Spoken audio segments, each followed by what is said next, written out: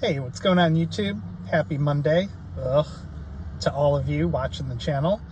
And this site has N77 live for Verizon, probably one of the fastest upgrades I've seen in a long time.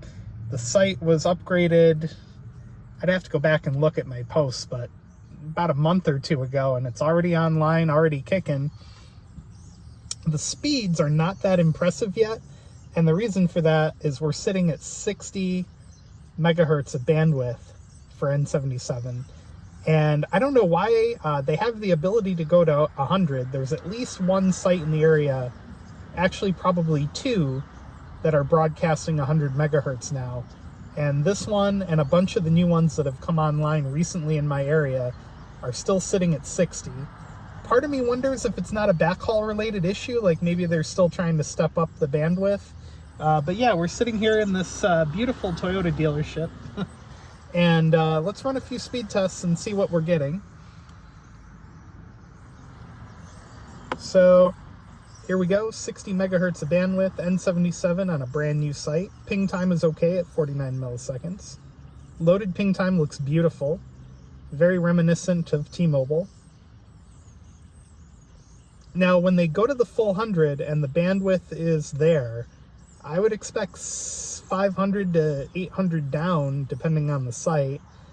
This site is relatively low to the ground and covers a relatively small amount of area. So, hopefully someday this site will be pushing gig speeds when it goes to 100.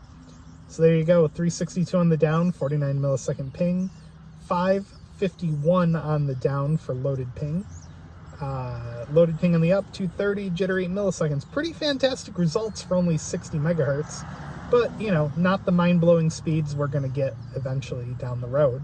Now, directly behind us, you can't really see it because that building's in the way, is another macro tower that I've tested before with AT&T and T-Mobile and Dish on it.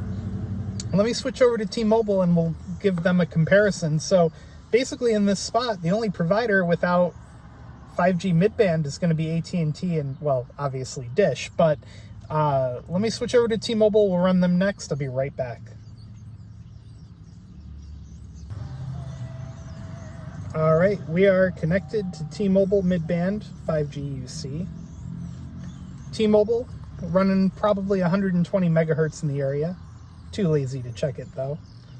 39 millisecond ping. A little bit better than Verizon.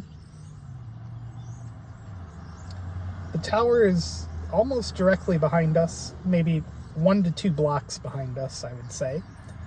239 on the down. Loaded ping time's a little high at 805 for the download. 5 millisecond jitters, pretty good. Loaded ping on the up, not that great. And upload of 6.99. Pretty bad results for T-Mobile. Maybe I ran it a little too soon after switching the network, so let's try it one more time. 39 millisecond ping. Again, at least it's consistent.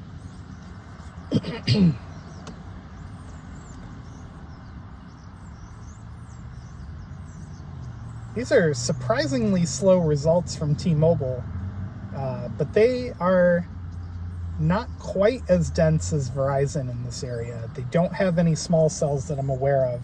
And they might have 1 or maybe 2 less macros than Verizon. And they have a ton of home internet users in the area. Because up until recently, your only option here was Spectrum. Now we have Greenlight Fiber, Empire Access Fiber.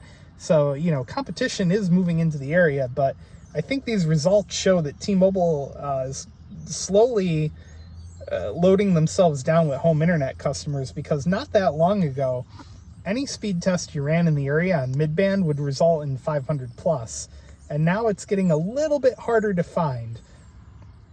It is still very easy to find, but not as much as it used to be, I feel like. Those are just my personal observations. So yeah, I don't know what the deal is here with T-Mobile, but slightly subpar results, although now the download is picking up a little bit, or the upload is picking up a little bit. Huh. Weird. Let's try a different server, just for kicks. We'll try the Greenlight Networks server. 46 millisecond ping. I don't know, maybe it's just our location. Maybe we're just in a little bit of a dip here for the signal. Maybe it's going over our head. Maybe we're in a null sector for T-Mobile. I don't know. But yeah, surprisingly not great results for T-Mobile off the site we're connected to. Again, it's right behind us. I probably have pictures of it I'll put up on the screen for you.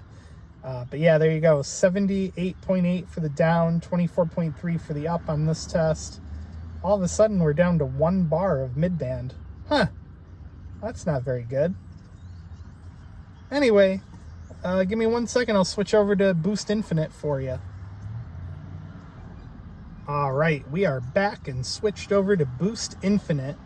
Recently, because I got the 15 Pro Max, which is now supposedly or coming soon compatible with Boost Infinite's native dish network, or the native dish network, I should say.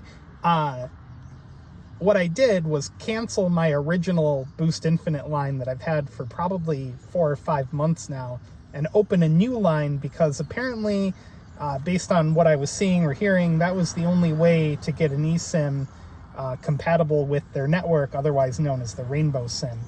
So if we connect to Dish's network, which I haven't been able to successfully do, and those ping times give away the fact that we're roaming on AT&T, to connect to Dish's network, you have to be in a voice over NR enabled market, which we are not yet, but all the infrastructure for Dish is here. They have multiple tower sites that are co-located on existing towers. Even one site that's standalone Dish, which is kind of impressive. But anyway, these are AT&T roaming results. So 72.7 on the down, 26.6 on the up, roaming ping at 201. Loaded ping times are pretty bad, except the up's all right, I guess. Jitter at 7 milliseconds. So there's the roaming results on AT&T. We'll run it one more time just to make sure. But anyway, yeah, so very usable, but not impressive. And being on the new Boost Infinite eSIM has been very unstable. The connection drops in and out a lot. Sometimes it'll just go to no service. So I don't know what's up with that. I'm sure they're still working the bugs out of it or something, but very, very shaky on Boost Infinite right now.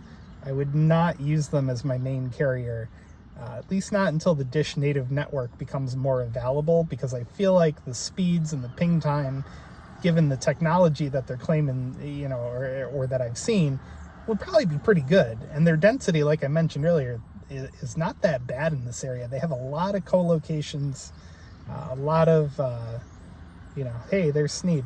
A lot of co-locations on existing sites. I think it'll end up being a halfway decent experience, but right now we're still just roaming on AT&T.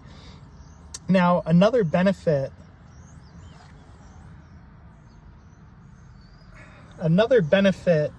of being on AT&T roaming on this new eSIM is that the video speeds are not throttled at all. So you can watch 4K video on this connection very easily. Might be a little laggy, but it'll work.